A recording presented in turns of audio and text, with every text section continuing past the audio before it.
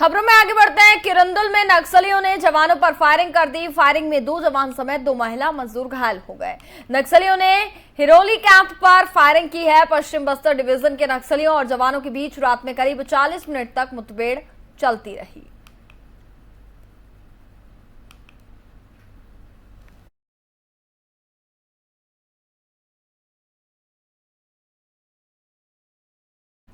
बलरामपुर के राजपुर लापरवाही के कारण इंग्लिश मीडियम स्कूल की व्यवस्था अधर में लटकी हुई है। इसके साथ ही यहां से स्कूल तो चल रहा है, लेकिन भवन के अभाव में कुछ कक्षाएं ही प्रारंभ हो सकी हैं और 2 साल से बन रहा भवन आज तक अधूरा पड़ा हुआ है।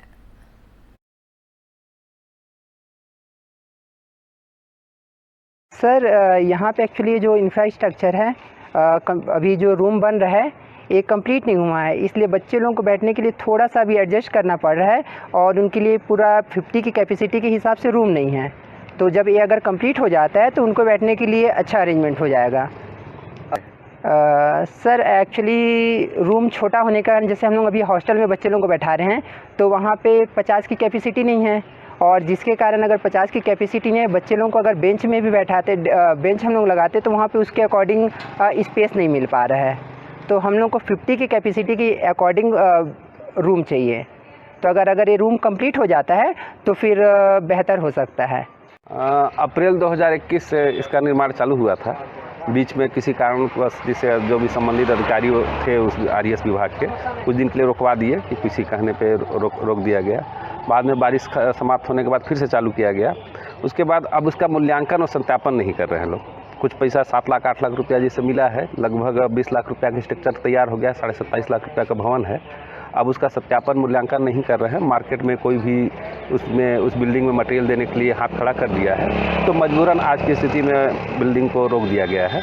निश्चित रूप से निर्माणाधीन बिल्डिंग मूल्यांकन सत्यापन के अभाव में अधूरा पड़ा है और कुल इस बार पहली से लेकर 12वीं तक के कक्षाओं का संचालन है, जिसमें कुल 9 कमरे पूर्व से निर्मित हैं जिसमें कक्ष संचालन है और एक हॉस्टल भवन है जिसके कुछ कमरों को क्लास के लिए तैयार किया गया है, जहां से कक्षाएं संचालित हैं।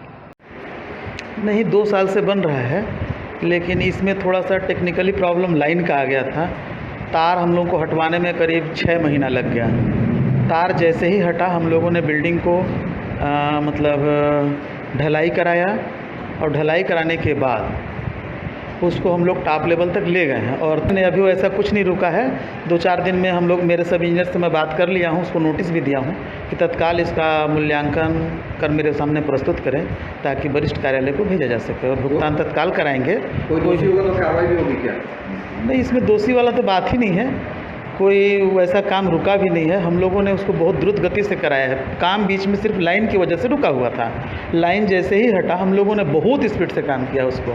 सर, यहाँ पे एक्चुअली जो खबरों में आगे बढ़ते हैं। बेमेतरा जिला अस्पताल ने एक दिन में रिकॉर्ड बनाया है। पहली बार एक ही दिन में 3 सिजेरियन सेक्शन करने का रिकॉर्ड बनाया है। जिला अस्पताल से मिली जानकारी के अनुसार एक ही दिन में अलग अलग 3 ऑपरेशन किए गए, जिसमें 2 बच्चे और 1 बच्ची का जन्म हुआ। तीनों बच्चे और माता पूरे तरीके से स्वस्थ और सुरक्षित हैं। अस्पताल की टीम ने पूरी योजना के साथ सिजेरियन पूरा किया। आपको बता दें कि जिला अस्पताल में इन दिनों सिजेरियन ऑपरेशन के मामले में खासा इजाफा हो रहा है। निश्चित रूप से इसका श्रेय जिला अस्पताल के सिविल सर्जन डॉक्टर वंदना भेले को जाता है। बेमेतरा को जो एक आम पब्लिक की नज़र में बना हुआ है कि रेफरल सेंटर्स है, तो उस भ्रांति को हम दूर करने के लिए कोशिश कर रहे हैं कि जिला अस्पताल में हमारे जितने भी OT हैं, जैसे लेबर रूम वाला OT है या आई OT है, ऑर्थोपेड का OT है, तो उनको भी हम समय क्रियाशील कर रहे हैं और जल्दी ही अच्छा प्रयास आपके सामने होगा। तो इसके अलावा भी फील्ड में भी जितने हाई रिस्क गर्भवती महिलाएं हैं उनके 9 तारीख को प्रत्येक माह हम जांच कर रहे हैं, जिससे कि ऐसे महिलाओं को हम पहले से परीक्षण कर लें और उनको चिन्हित करके उनके सीजर ऑपरेशन की व्यवस्था हम सुनिश्चित करने का प्रयास करेंगे। इसके अलावा भी अन्य जो रोग हैं जैसे कि मनोरोग विशेषज्ञ हैं हमारे नियमित सेवाएं दे रहे हैं। डेंटल्स भी ओपीडीज चल रहे हैं, कुछ सर्जरी भी कर रहे हैं। तो वो आशा करते हैं कि जिला चिकित्सालय के अच्छे अस्पताल के रूप में आपके सामने होगा। और बाकी फील्ड के भी स्थिति जो CHCs हैं, PHC है, वहाँ भी हम स्वास्थ्य सुविधाओं को बेहतर कर रहे हैं। बेमेतरा को जो छत्तीसगढ़ के दूरस्थ वनांचल नारायणपुर में लोग सड़क न होने से बेहद परेशान थे, लेकिन प्रशासन की कोशिश से यहां जरूरी सुविधाएं पहुंचने लगी हैं। नक्सल प्रभावित सदर वनांचल के निवासी जो सालों से शासन की योजना और सड़क की समस्या से जूझ रहे थे, राज्य सरकार की योजना अनुसार इन गांव के सड़क के बन जाने से अब शासन की सभी योजनाओं से आसानी से जोड़ा जा सकता है। लंबे समय से लोग सड़क ना होने की परेशानी से बेहद जूझ रहे थे, लेकिन राज्य सरकार ने इस पूरे मामले को संज्ञान में लिया और अब जो जरूरी सुविधाएं हैं वो वहां पर लोगों तक पहुंचने लगी है, चूंकि सड़क की वहां पर व्यवस्था कर दी गई है और लोगों की जिंदगी को अब काफी ज्यादा आसान बना दिया है।